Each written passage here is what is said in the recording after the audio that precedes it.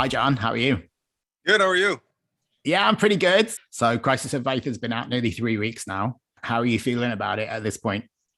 Man, really good. Obviously, we were really nervous. It had been 6 years since we released Afraid of Heights, and so much has happened. There's been so much distraction in the world that it was really easy to forget about what it was like to release a record again. And the response has been incredible. I couldn't be more pleased with how the release has gone. It's just it's really mind blowing. It's been really awesome. And are there any songs from the record that you're particularly looking forward to playing live?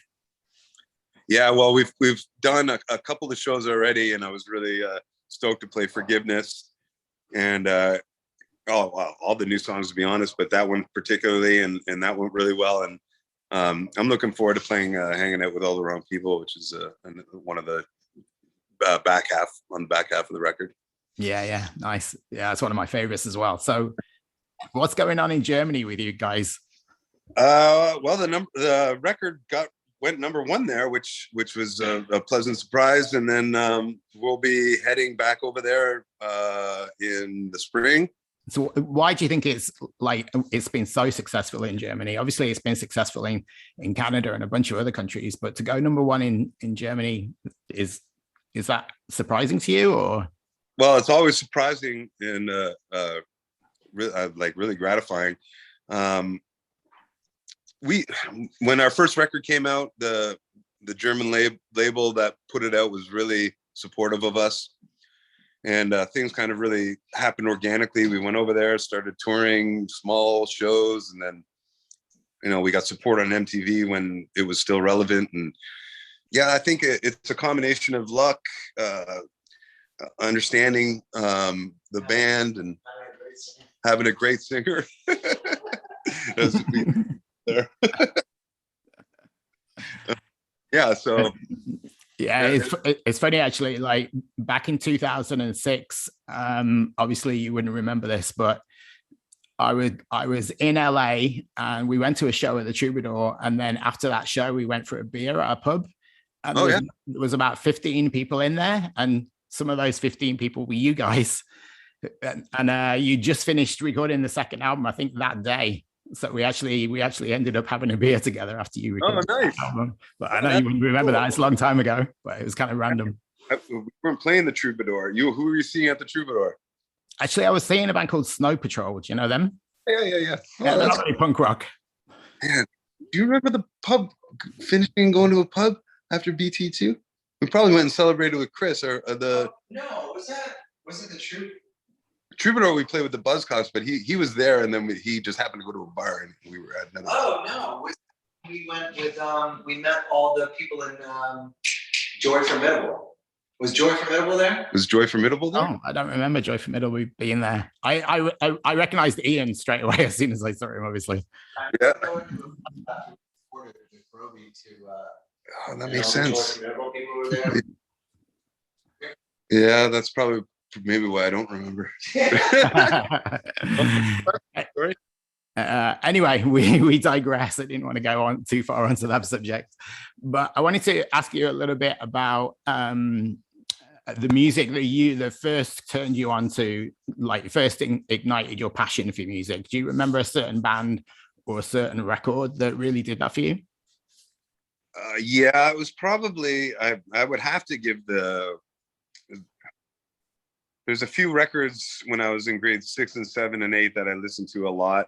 Guns N' Roses' Appetite for Destruction was probably the one that really turned me on to rock music. But I had two older sisters that were into rock, and I got into Black Sabbath and The Who, and Metallica, Master of Puppets and Ride the Lightning were some of my favorite records when I was in that like mullet age, growing a mullet in grade 7. So I would have to give the title to Guns N' Roses' Appetite for Destruction, though. Just something about that record connected with me when I was a young kid. Yeah, for me too. I actually saw them before that album came out. That's how old I am. I got to see them at the Marquee in London. Oh, that's cool. I saw them tour that record at the Exhibition Stadium in Toronto. Must have been in grade 8 or grade 9, really young kid. Yeah, we don't talk about the Guns N' Roses show in Montreal. No. Right. So in your lifetime, what do you think is the album that you've listened to more than any other? Abbey Road. Oh yeah, big Beatles fan.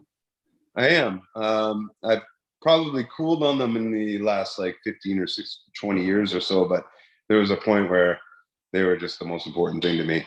Yeah. And are you somebody that keeps up with new music? Do you make an effort to actually keep an ear to the ground on what's going on? I try, and sometimes new stuff connects with me. Oftentimes I hear the derivatives, and then I just go to those bands. But no, I've really gotten into the Idols, OBGMs, Turnstile's a new band that's pretty cool. I try. My daughter's getting into music now, and she's always playing me new stuff and that I would never really listen to, and then I start finding the good in it. But I try to keep my mind open. Obviously, Billy Talent's a big band now. If somebody had never heard Billy Talent, you've got such a identifiable sound, but if you wanted to recommend one record for them to check out first, what would you say? Out of our catalog? Yeah. Oh shit. Probably 2, I guess. Yeah. 2. This new one. I don't know. They all offer a little bit different appeal, I think. That's a tough question. I find too, we have a couple of different types of Billy Talent fans too. We have the early Billy Talent fans, and then we have a chunk of later catalog Billy Talent fans, and then we have some Billy Talent fans that love the whole catalog. So it's all over the place. I'll leave that question for you to answer. So what's next for you? You've got these dates coming up. What plans do you have for the summer at this point? Festivals, hopefully more Canadian festivals and more stuff in Europe. But yeah, it's just gonna be touring. I hope it never stops. Great. Well, I hope it never stops. Like, we've had enough stopping for the time being, and I'm very, very much looking forward to being back in a room, watching you guys and Rise Against. I'm a big Rise Against fan, and we actually spoke to them guys last year too. So we look forward to that. And thanks very much for spending some time chatting with me. And thank you. Appreciate it. All right. Thanks, John. You have a good day. Yeah, you too. Take care. All right. Take care. Bye.